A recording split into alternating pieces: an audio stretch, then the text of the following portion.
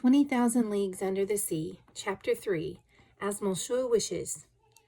3 seconds before the arrival of J.B. Hobson's letter, I had no more thought about chasing the unicorn fish than I had about trying to find the Northwest Passage. 3 seconds after reading a letter from the Honorable Secretary of the Navy, I realized that my true vocation, my sole aspiration, was to chase this disturbing monster and rid the world of it. But I had just come back from a long trip. I was tired and longing for rest. I had only one desire, to return to my country, my friends, my little apartment near the botanical gardens, and my precious collections. But nothing could keep me back. I forgot everything, weariness, friends, and collections, and without a second thought I accepted the American government's offer. Besides, I thought, all roads lead back to Europe, and maybe this unicorn fish will be kind enough to lure me toward the coast of France. This worthy animal will let himself be caught in European waters, as a personal favor to me, and then I'll bring back no less than 1.5 feet of his ivory tusk for the Museum of Natural History. But in the meantime, we had to look for this narwhal in the North Pacific, which meant going to France by way of the Antipodes. Conseil, I cried impatiently. Conseil was my servant, a devoted young man who followed me on all my trips, a brave Belgian whom I liked and who liked me. He was impassive by nature, of regular habits as a matter of principle, eager out of habit, scarcely ever taken aback by life's surprises, very clever with his hands, fit for any kind of service, and the sort of person who, in spite of having a name meaning advice, never gave any, even when asked. As a result of rubbing elbows with the little group of scientists attached to the botanical gardens, Conseil had picked up quite a bit of knowledge. In him, I had a well-informed specialist in natural history classification who could, with an acrobat's ease, rush up and down the ladder of phyla, divisions, classes, subclasses, orders, family, genera, subgenera, species, and varieties. But his knowledge ended there. His whole life was classification, and he knew nothing else. He was very well read in the theory of classification, but knew little about the practical side, to the point where I don't think he could have told the difference between a sperm whale and an ordinary whale. But in spite of this, he was a fine young man. For 10 years now, Conseil had followed me everywhere science had led me. Never a murmur about the length or weariness of a trip, never an objection to packing his suitcase for some new country, China or the Congo, no matter how far off it was. He would go anywhere without a question. Moreover, his strong constitution defied all illness.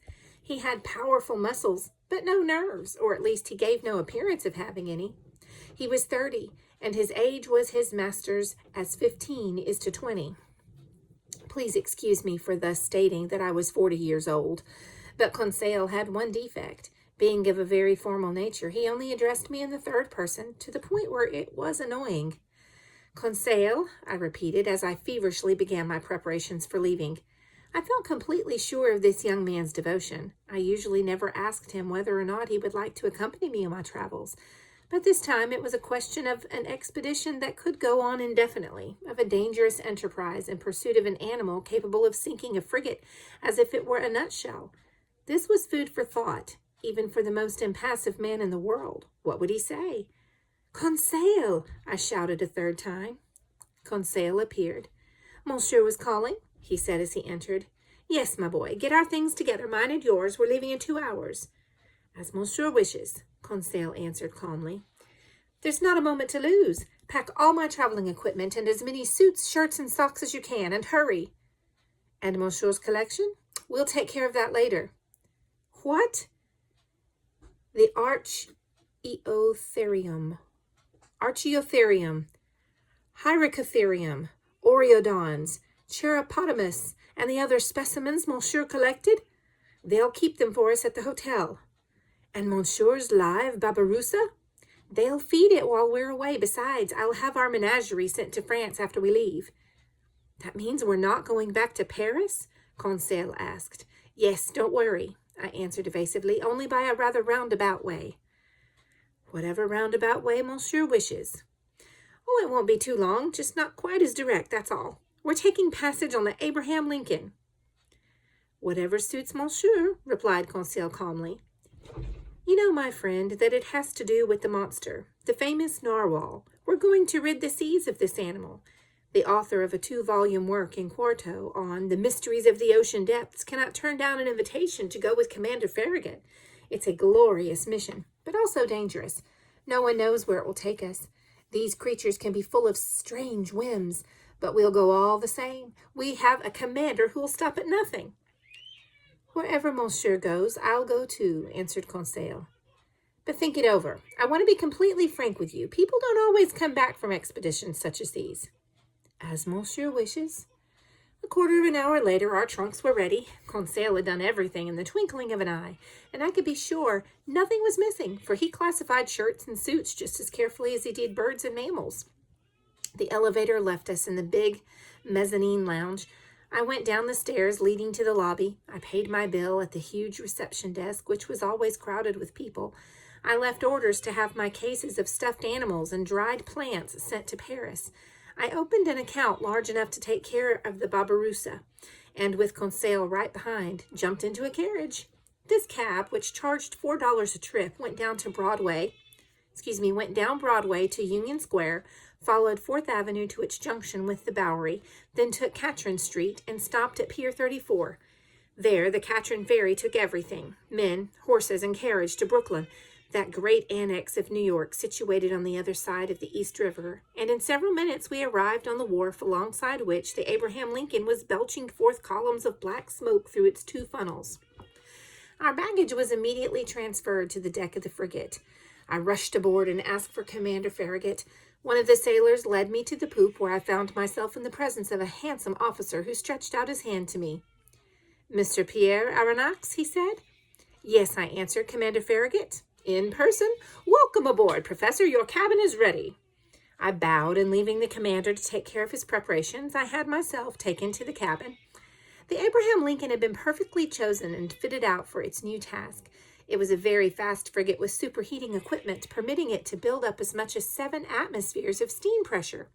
Under these conditions, the Abraham Lincoln could attain a speed of 18.3 knots, which, although considerable, was nevertheless not enough to grapple with the gigantic creature we were after. The way it was fitted out inside corresponded favorably with its nautical qualities. I was very pleased with my cabin, which had a door leading to the officers' mess. "We'll be very comfortable here," I said to Conseil. "If Monsieur doesn't mind my saying so," answered Conseil, "as comfortable as a hermit crab in the shell of a whelk." I left Conseil to secure our trunks and went back on deck to watch the preparations for departure. Just then, Commander Farragut was giving orders to cast off the last rope mooring the Abraham Lincoln to its Brooklyn pier. That meant that if I had been a quarter of an hour late, or even less, that frigate would have left without me, and I would have missed out on this extraordinary, strange, and improbable expedition, a true account of which might well meet with some skepticism. But Commander Farragut did not want to lose a single moment setting out for those waters where the animal had been sighted. He called for his engineer. "Is the pressure up?" he asked. "Yes, sir," answered the engineer. "Go ahead," cried the Commander Farragut. At this order, transmitted to the engine room by means of a compressed air device, the mechanics put the starting wheel into motion. The steam whistled through the half-open valves. The long horizontal pistons groaned and pushed the rods and drive shaft. The blades of the propeller struck the water with increasing speed, and the Abraham Lincoln pushed forward amid an escort of 100 ferry boats and tenders filled with spectators.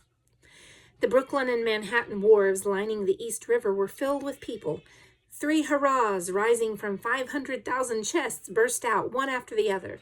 Thousands of handkerchiefs waved above the compact mass of the crowd, saluting the Abraham Lincoln till it reached the waters of the Hudson, at the tip of that elongated peninsula which contains the city of New York.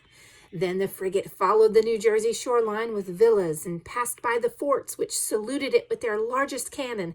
The Abraham Lincoln answered by 3 times, lowering and raising the American flag, whose 39 stars shone on the mizzenmast. Then slowing down in order to pass through the channel marked by buoys, it passed Sandy Hook, where thousands of spectators cheered it once again. The escort of boats and tenders did not leave the frigate until she reached the lightship whose 2 beacons mark the entrance to New York Harbor. It was then 3 o'clock. The pilot got into his dinghy and rowed over to the little schooner waiting for him to leeward. The fires were stoked up and the propeller churned faster in the water. The frigate skirted the long yellow coast of Long Island, and at 8 in the evening, after losing sight of Fire Island to the northwest, it ran at full steam toward the dark waters of the Atlantic.